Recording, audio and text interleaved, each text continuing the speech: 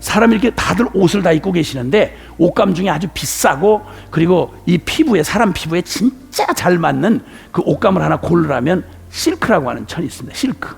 근데 그 실크 보재기를 어떤 친구한테서 그 선물 받은 자매가 있었어요. 그래서 늘 그냥 흐뭇하면서 그 비싼 명품 보재기를 쓰지도 못하고 그래서 주머니에 넣고 다니고 그랬단 말이에요. 유럽에 여행 가면 몇백 년씩 된 고궁도 있고 막 이러잖아요. 그 성 안에 화장실이 없대요. 화장실이. 그런 고궁 중에 하나를 여행을 가게 된 거죠. 예기치 않게 생작용이 일어난 거예요. 얼른 사람 눈을 가릴 수 있는 어느 한 코너로 가서 아무것도 없는데 그 명품 실크 보재기 1,000만 원짜리 있잖아요. 그게 생각이 나는 그밖에 없는 거예요. 그걸 이제 펼쳐놓고 볼일을 본 거예요. 그렇게 하고 이제 보재기를 쌌어요. 싸고 이걸 들고 딱 앉는 순간 하면 느낌이 나이스하고 너무 부드럽고 너무 따뜻하고 너무 말랑말랑하고 아주 느낌을 아주 상상할 수 없는 느낌을 1,000만 원짜리 실크 보재기니까 거기다 그냥 금방 생산한 걸 거기다 쌌으니까 그래가지고 그래 이제 얘 너 뭐야 똥 정말 얘가 미쳤나 진짜 빨리 갖다 버려. 맞아 똥은 더러운 거지? 나도 버리려고 그래. 그래 빨리 가자. 이렇게 가서 화장실 내가 찾아갔어요. 화장실 들어갔다가 이걸 차마 버리려고 하는데 처음 느껴보는 이 느낌 차마 이걸 끝내고 싶지 않은 거예요. 몇 번 하려다가 말려다가 그냥 안고 나왔어. 너 왜 그거 그냥 가구나? 나도 잘 모르겠어. 내가 왜 이러는지 모르겠어. 나 언젠가 버릴 거야. 반드시 버릴 거야. 근데 버려지질 않아 지금은. 이런 미친 여자가 많이 있을까요? 실제로? 있을까요? 없을까요? 있을까요? 없을까요? 현실로는 없어요. 현실로는 없는데 이 미친 여자보다 더 더럽게 미친 사람들이 바로 여기 앉아있는 저와 여러분이에요.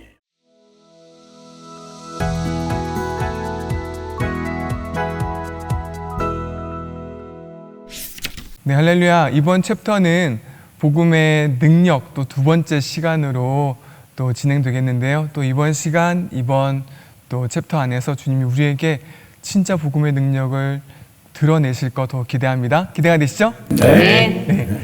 보통 우리가 죄에 대한 이야기 아니면 죄인에 대한 이야기를 들으면 어떤 인식을 가지게 되는지 그 부분을 좀 나눠보면 좋을 것 같아요.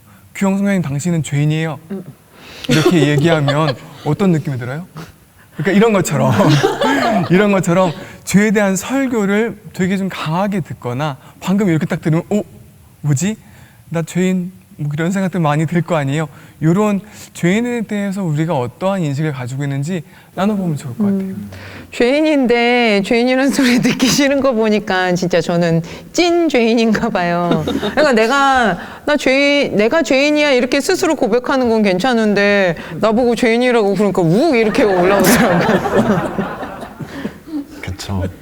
근데 사람이 이렇게 이제 저한테 말할 때도 그렇게 반응하는 거 있는데 이제 교회에 가면 설교를 듣잖아요. 저 같은 경우는 그래도 제가 저질러 놓은 짓이 많아서 그런지 그런 내가 죄인이라는 사실을 인정을 그냥 쉽게 하게 되는 것 같아요. 그리고 사람이 저한테 이제 뭐라고 했을 때도 순간적으로는 나한테 좀 너무한 거 아니야 하는데 근데 그 사람 말이 맞다는 게 이제 저한테도 이제 인정이 되니까 그치 내가 이런 거는 진짜 좀 회개하고 돌이켜야 되지 하는 그런 편인 것 같아요. 저질러 놓은 짓에 대해서 죄인이야 이렇게 얘기하는 사람이 있긴 있었어요? 이제 보통 소그룹 나눔을 할 때 제가 정말 지난주에 정말 쓰레기 같은 삶을 살았다고 스스로 이제 얘기는 하는데 다음에 그 같은 소그룹에 있던 어떤 이제 형님이 저한테 이 쓰레기 잘 지냈어? 이러니까 맞긴 맞는데 좀 그렇네 이런 생각이 들었어요. 저는요, 죄와 죄인을 좀 이렇게 상대적으로 생각했었던 것 같아요. 스스로 제가 그렇게 죄를 합리화하면서 살았거든요. 그러니까 예를 들어서 똑같은 죄를 지은 두 사람이 있다. 한 사람은 살아온 환경이 너무 불우해. 그리고 너무 고통스러운 삶을 살은 이 여러 과정의 인생 가운데서 이런 죄를 저질렀다 하면은 아, 그래. 너가 그런 죄를 저지를 수밖에 없구나. 근데 또 한 사람은 그냥 평범한 삶을 살고 이런 죄를 지었어. 정말 나쁜 사람이야. 이렇게 하면서 이렇게 죄를 상대적으로 사람에 따라서 다르게 한 거죠. 내 편에서의 기준이 있었던 거예요. 이 사람은 큰 죄인, 이 사람은 작은 죄인, 이렇게 생각했던 거죠. 그러니까 복음 앞에 서기 전에는 사실 이런 오해들이 많았던 것 같아요. 저 같은 경우에도 어렸을 때 어머니가 좀 일찍 돌아가셨거든요. 그러니까 사람들이 얼마나 저를 안타깝고 불쌍하게 봤겠어요. 그러니까 저 스스로도 제가 좀 우울한 거예요. 나는 너무 불행해. 그리고 나는 다른 사람보다 위로가 많이 필요한 사람이야 라는 생각을 하니까, 그러니까 나 같은 사람은 이 정도 죄쯤은 좀 이거 하나 정도는 내가 위로받고 받는 용으로 내가 좀 있어도 되지 않아 라는 그런 생각을 했었던 거죠. 그러니까 많은 비행 청소년들이 합리화로 죄를 많이 짓는 것 같아요. 제가 비행 청소년이었어요. 저기도 비행 청소년이 예. 이렇게 알 수 있는 거예요. 네, 제가 좀 그거는 인정이 되네요. 그래서 제가 지은 죄는 좀 용납받을 수 있는 죄다라는 그런 생각을 가지고 있었던 거죠. 저도 뭐 젊었을 때 생각이고 그런 인식이긴 한데, 제 머릿속으로 그냥 당연하게 그래 나 죄인이지, 누가 이렇게 물어보면 죄인이지. 근데 그게 막 깊이 마음에서부터 올라오는 거라기보다 교리적으로 어릴 때부터 그렇게 들어왔으니까 그렇게 고백은 했던 것 같아요. 근데 사실 속마음에서는 하지만 내 죄 때문에 예수님이 십자가에 못 박히시기까지 죽기까지는 나 그렇게까지 죄를 짓지 않은 것 같은데, 근데 이렇게 표현을 한 번도 한 적 없지만 그때 말씀하실 때 딱 와, 저거 내 이야기인데. 그러니까 수준은 달랐겠지만 그런 인식들이 제 안에 있었던 것 같아요. 요즘 저희 갈렙 공동체에 쥐가 많이 나오고 있어요. 저희가 지저분하게 생활해서 쥐가 나온 게 아니라 저희가 시골이라서 쥐가 나오는 거예요. 또 이거보다 좀 더 구체적인 게 많았는데, 아내가 딱 보더니 그렇게 했으면 사람들이 우리가 이상한 데 사는 줄 안다고. 근데 시골이기 때문에 그래요. 시골이기 때문에. 맞아, 너무 필요했을 거예요. 오해를 없게. 선교사님 쥐 좋아하세요? no. 제가 인도에 살 때 근육쥐를 만났거든요. 이만해요. 이만한 쥐인데 쥐가 정말 이루고 다녀요. 이 두 마리가 벽을 이렇게 주방 벽을 기어 올라가는데, 제가 진짜 싫어하는 게 쥐거든요. 그때 임신한 아내 등 뒤에 숨어서 꺼렸던 기억이 있는데, 완전 배신감 느꼈어. 아직까지도 이거는 계속 써먹임을 당하고 있는 주제이긴 한데, 그만큼 그때 한 번뿐이었어요. 계속 쥐는 진짜 저는 쥐가 약자예요. 나오면 쥐에게는 을이십니다. 쥐가 나오면 저는 맨발로 내가 딱 있으면 무조건 저는 양말을 신어야 돼요. 왜냐하면 내가 이 피부에 쥐가 닿을 것 같은 느낌만 들어도 나는 쥐 근처에 못 가거든요. 지난번에 주방장이니까 주방에 쥐가 나왔는데 잡으라는 거예요. 못 가겠는 거죠. 그래서 용성 성교사님 같이 가요. 같이 가서 저분이 저는 끈끈이를 별로 그렇게 막 무서워하진 않습니다. 쥐를. 끈끈이를 드는데 끈끈이에 붙어서 막 발광을 하는 쥐가 나왔는데 미칠 것 같은 그 정도의 인식이 제 안에 있는 거예요. 아, 정말. 여기에 이런 쥐, 뱀, 바퀴벌레 좋아하는 분 계세요? 싫어요. 상상을 해보세요. 이런 쥐나 뱀이나 바퀴벌레가 내가 자고 있는 이불 속에서 막 왔다 갔다 하면서 근육질 여러분의 겨드랑이를 막 기어다니는. 왜 이래 오늘? 너무 사실은 죄가 이 정도만 느껴진다면, 내가 쥐를 싫어하고 바퀴벌레나 뱀을 싫어하는 것만큼 죄가 그 정도만 느껴진다고 하면, 사실 우리는 죄를 지으라 그래도 고사를 지내도 안 지을 거 아니에요. 근데 이런 이야기가 책에 있는데, 이걸 맞닥뜨리면서 와, 진짜 맞는 비유네. 나는 죄에 대해서 이러한 감정을, 느낌을 가져본 적이 없었구나라는 생각이 좀 들었어요. 그러니까 그때 주방장이실 때 저보고 쥐 처리하라고 하셨을 때 절대 맨손으로 하지 않고 꼭 목장갑을 끼고 가서, 그리고 최대한 깔끔하게 처리하기 위해서 불로 태워서 그걸 처리를 했거든요.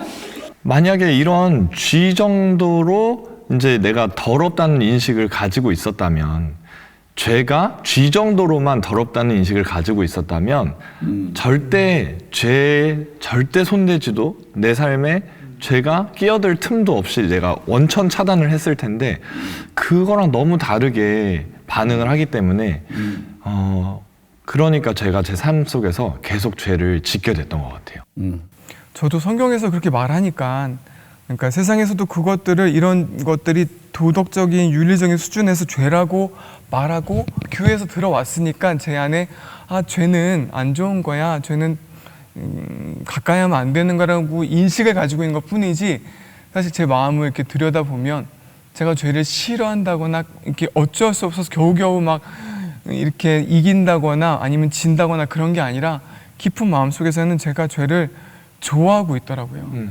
교육받아서 인식되어진 것 때문에 그렇게 하려는데 안 돼요라는 그러한 그러니까 그런 기억들이 있는 거지 제 마음속에서는 그걸 진짜 너무 좋아하고 있는 그런 모습을 보게 됐어요. 사실은 이제 그렇게 하고 있지 않은 모습들은 있지만 제가 용기가 없어서 사람들이 두려워서 그런 것 때문에 그 죄를 안 짓고 있는 것이지 저 안에 상황과 조건만 맞으면 세상에는 모든 죄를 제 안에 다 지을 수 있는 그 모든 그런 원함이 내 마음 가운데 다 있고 사실은 그런 죄를 마음속으로 다 해봤던 저를 보게 됐었어요. 저는요, 쥐, 뱀, 바퀴벌레 이야기도 좀 충격적이긴 했지만 그 똥 싼 실크 보자기 그 예화 있잖아요. 진짜 그게 정말 압권이었어요. 그렇죠. 그 더러운 똥을 이렇게 안고 다니면서 알아요. 이거 더러운 똥인지 알아요. 그런데 부드럽고 말랑말랑하고 따뜻해가지고 이거를 버릴 수 없는 그거 있잖아요. 제가 죄에 대해서 진짜 그렇게 미친 생각을 하고 있었더라고요. 그러니까 알잖아요. 죄가 윤리적으로, 그러니까 교리적으로도 설교로도 내가 이 죄가 나쁜 건지 알아요. 이걸 멀리해야 돼. 지으면 안 돼. 머릿속으로는 아는데 이 죄를 지을 때 이 짜릿함과 쾌감이 이거를 버릴 수 없는 거예요. 그러니까 이 똥싼 실크보자기 예화의 그 주인공과 죄를 버리지 못하는, 알면서도 버리지 못하는 이 모습이 완전 이제 확 오버랩이 되니까 나 진짜 나는 내 정서가 진짜 망가졌구나. 나 진짜 미쳤구나. 그런 생각을 하게 되더라고요. 근데 사실 저는 좀 이 죄에 대한 진리에 올바로 반응하는 게 좀 늦었던 것 같아요. 그러니까 저는 처음에 이 예화를 들을 때 그냥 나의 문제에 너무 사로잡혀 있다 보니까 이게 나를 죄인으로 인식하기보다는 약간 피해자의 정서가 되게 컸어요. 그래서 나는 누구 때문에 그랬어요. 막 이 상황에서 그랬어요. 막 그때 하나님 안 나타나셔서 안 도와주셔가지고 막 이런 변명과 합리화로 똘똘 뭉쳐 있었거든요. 그러니까 일단 나를 좀 위로해주고 다독여주고 좀 내 마음이 건강해지고 힘이 나면 그제서야 회개도 좀 한번 해보고 할 수 있는 거지. 뭐 이런 마음 너무 힘드니까 자꾸 막 죄인이야, 막 죄 문제고 막 너는 죄랑 친해, 막 넌 막 이렇게 하는 이게 좀 반발심이 생기고 막 와닿기보다는 자꾸 튕겨나가고 싶더라고요. 뭐 말씀들도 잘 나눠 주셨지만 그게 우리의 실상이죠. 이 죄에 대한 이 주제가 이걸 이렇게 우리 안에 우리 자신에게 거부되고 또 이렇게 아주 터부시 되면서도 죄가 얼마나 나와 이렇게 밀접한지 밀접한 정도가 아니라 죄 곧 나요 나고 죄 이렇게 인간을 알고 싶어하는 그 역사 내내 사람들이 철학적인 그런 추구 또 내지는 막 이런 종교적인 고행이나 탐욕을 통해서 얻고 싶었지만 인간을 알 수 있는 인간에 대한 가장 정확한 정보 그리고 그 내용을 알려주는 게 바로 죄인 거예요. 그러니까 내가 이상하게도 이 딜레마잖아요. 죄라고 하는 걸 이상한 망가졌지만 그런 인간이라고 하면 가지고 있는 기본적인 도덕성. 그래서 어떤 선과 악에 대한 막연하지만 분명히 선은 좋고 악은 틀린 거다. 그리고 또 반드시 상선벌악. 그러니까 선은 상을 받고 악은 반드시 벌을 받는다. 이런 얘기는 동서고금 어느 문화나 계층의 사람들에게도 다 공유되는 기준이 좀 달라서 그렇지 그런 기본 틀은 가지고 있는 거죠. 그걸 보통 우리는 이제 좀 온전하진 않지만 인간만이 가지는 짐승이 갖지 못하는 인간만이 가지는 그런 기본적인 도덕성, 뭐 이런 뭐 인격이라고 말할 수도 있고 이제 이런 건데 희한하게 우리의 그런 그 양심의 희미한 어떤 기능과 우리가 실제로 추구하고 우리를 살아가게 하는 우리의 실제 나는 어떻게 이렇게 모순된 게 같이 공존을 하는지 그러니까 고통스러운 거예요. 그 로마서 그 7장에 보면 유명한 말씀들 웬만하면 기억하시겠지만 오라 나는 곤고한 사람이로다. 누가 이 사망의 몸에서 나를 건져내랴. 그 이야기의 고통은 내 안에 이건 아주 이 양심의 그 기준을 정확히 세워주고 그리고 그 양심이 가지고 있는 도덕적 기준을 정확히 내준 게 살아계신 하나님의 율법이죠. 율법을 가지고 있으니까 뭐가 옳은지 뭐가 그른지 양심이 거부할 수 없을 만큼 분명하게 기준을 세워주는 게 이제 하나님의 말씀, 곧 뭐 십계명으로도 이제 대변되지만 그 십계명을 가지고 있던 유대인, 그 유대인 중에서도 가장 진지하게 양심의 소리를 따라보고 율법을 지켜보려고 했던 한 사람이 털썩 주저앉으면서 깨닫게 된 얘기죠. 나는 분명 그 로마서 7장 20절 이하에 보면 만일 내가 원하지 않는 그것을 내 안에 막 이 원하지 않는 걸 원함과 원하지 않는 것이 싸워서 충돌을 한다. 그런데 내가 원하지 아니하는 그것을 하면 이를 행하는 자가 내가 아니요 내 속에 거하는 죄니라. 그러므로 내가 한 법을 깨달았노니 그 선을 행하기 원하는 나에게 악이 함께 있는 것이로다. 선을 원하는데 누가 한 것도 아닌데 악이 내 안에 같이 있다는 거예요. 그래서 내 속 사람으로는 내 내면의 가장 깊은 중심에 내 그 영의 그 희미한 그 갈망은 하나님의 법을 즐거워하지만 내 지체 속에서 한 다른 법이 내 마음의 법과 싸워서 내 지체 속에 있는 죄의 법으로 나를 사로잡는 것을 보는도다. 이 기가 막힌 옳은 것도 알겠고 그렇게 자기를 쳐서 복종케 하면서 사람들 앞에 율법의 반듯한 기준을 따라 살아간다고 평생 인정을 받았던 사람 내면 안에 일어났던 일을 지금 고백하는 거예요. 그러니까 인간의 최상, 인간의 최선의 자리에서도 깨닫게 되는 건 나는 이건 안 되는구나. 모를 때는 몰라서 그냥 모르는 대로 죄에 그냥 쉽게 말하면 푹 빠져서 뭐 죄가 뭔지 이제 알 수도 없는 채로 그냥 존재 자체로 죄를 짓고 살았다면 율법을 알고 기준이 생겨날 때는 아는데 아는 것대로 살 수 있는 능력이 내게 없다는 걸 깨닫게 되니까 비로소 아하 이건 어떤 상황과 조건의 문제가 아니라 내 존재의 문제구나. 그러니까 죄가 밖에서 나는 괜찮은데 밖에서 들어와서 이 죄가 나에게 붙어서 아 이거 좀 찝찝하게 꼭 때 묻은 살처럼 그리고 뭔가 붙어 나한테 원치 않는 것이 생긴 것처럼 나 따로 죄 따로 이게 아니라 내가 존재적으로 죄인이구나. 모를 때는 몰라서 그렇고 알고도 지킬 수가 없는 그렇게 살 수가 없는 오직 내 안에 이 다른 이 지체의 욕심, 죄의 정욕 이것이 욕심이 잉태가 된 채로 태어났는데 그걸 충족시키려고 욕심이 잉태한 즉 죄를 낳고 그 죄는 반드시 사망을 낳는다는 거예요. 죄가 장성하면 그 죄는 반드시 필멸하게 돼 있어요. 근데 그걸 죄가 나쁜 줄도 알고 그거 반드시 그 두려운 결과를 맞이할 줄 알면서도 좋은 걸 어떻게 해. 대부분의 우리 이 인간사의 문제는 맞아요. 다 결론을 몰라서가 아니고요. 웬만한 인간은 짐승이 아닌 다음에는 그게 무슨 결과를 가져올지 아는 거예요. 아니 가정에 부부가 서로 좋은 걸 어떻게 해. 처음에 두 사람이 눈이 맞아서 좋았던 감정이 어느 날 살다 보니까 감정이 식고 그 똑같은 정욕과 욕심이 다른 누군가로 향해 있단 말이에요. 이걸 만약에 이대로 만약 방치해 두면 그것에 충실하게 따라가면 무슨 꼴이 날지를 모르는 사람 없죠. 이거 가면 반드시 파멸로 이르른다. 나만 고통을 주는 게 아니라 가정이 깨질 뿐만 아니라 나의 자녀, 나와 관계된 모든 사람들에게 치우지 못할 상처를 주고 고통에 고통을 낳게 된다는 걸 몰라서 그러나요? 다 알죠. 근데 좋은 걸 어떻게? 그 좋은 걸 합리화시키기 위해서 우리는 드라마 만들고 소설 쓰고 그림 그리고 이러면서 위안을 받고 이걸 합리화를 한다는 거죠. 어쩔 수 없어. 인간이란 그럴 수밖에 없어. 넌 너에 대해서 자유해. 내 인생은 묶이지 말어. 뭐 별의별 말로 미화를 시키지만 그 결과가 뭐였죠?